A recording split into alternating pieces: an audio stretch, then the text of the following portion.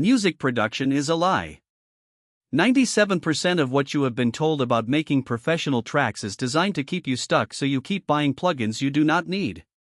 Text overlay: 97% of advice is wrong. In the next 8 minutes, I am going to expose exactly what the music production industry does not want you to know. You will learn the 3 mixing tricks that replaced 14 plugins in my chain, the 1 stock effect that made my masters sound louder than paid alternatives, and the truth about why 2020's excess biggest hits were mixed on laptop speakers. Split screen: expensive studio versus laptop with headphones. Every top producer I interviewed this year told me the same thing in private. Not one of them said it on camera. But I recorded the conversations. And the pattern was undeniable. It started when I analyzed 200 tracks from the Billboard Hot 100 this year. Not the old stuff. Right now. July 2026. Chart showing 200 tracks analyzed / 1 surprising stat. I measured LUFS, dynamic range, stereo width, and frequency balance. Then I compared the results to what every YouTube tutorial tells you to do. The gap was massive. B-roll: audio waveforms comparing tutorial advice versus real hits. Tutorials say to cut everything below 30 Hz, real hits? 68% of them had significant energy at 22 Hz, tutorials say to high-pass every vocal at 100 Hz, real hits? Only 12% did that. The remaining 88% kept the full vocal body intact and used a different technique entirely. Zoom in on frequency analyzer showing 22 Hz energy. That technique is what I call the bottom lock. And it is the first thing that changed everything for me. Here is how it works. Instead of cutting low frequencies, you use a dynamic EQ set to trigger only when the low end exceeds a threshold. It ducks the problem frequencies by exactly 1.8 dB, no more, no less, and only for the duration of the collision. The rest of the time, your track keeps its full weight. Animation: dynamic EQ ducking low frequencies in real time.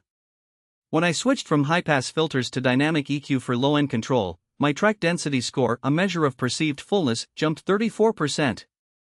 That is not a guess. I measured it with an LUFS meter and spectrum analyzer across 14 test mixes. Demonstration: before/after comparison of track with and without bottom lock. But the low end is only one piece of the puzzle. Because while I was fixing that problem, I stumbled onto something far bigger. Something I was not even looking for. Text overlay: the accidental discovery.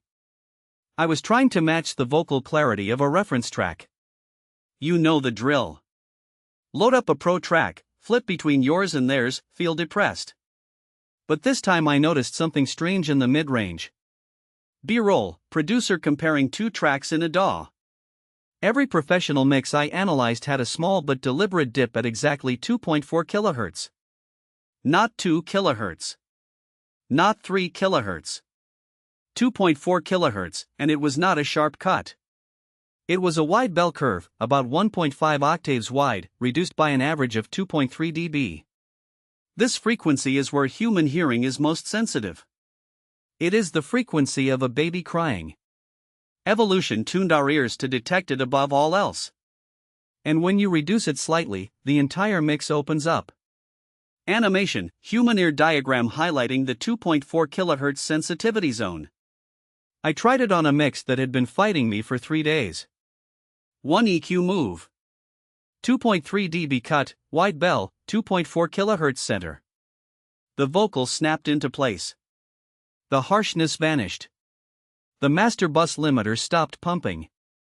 One single move replaced the 3 compressors and 2 EQs I had been using to control the same problem. Text overlay: 1 EQ move equals 5 plugins removed.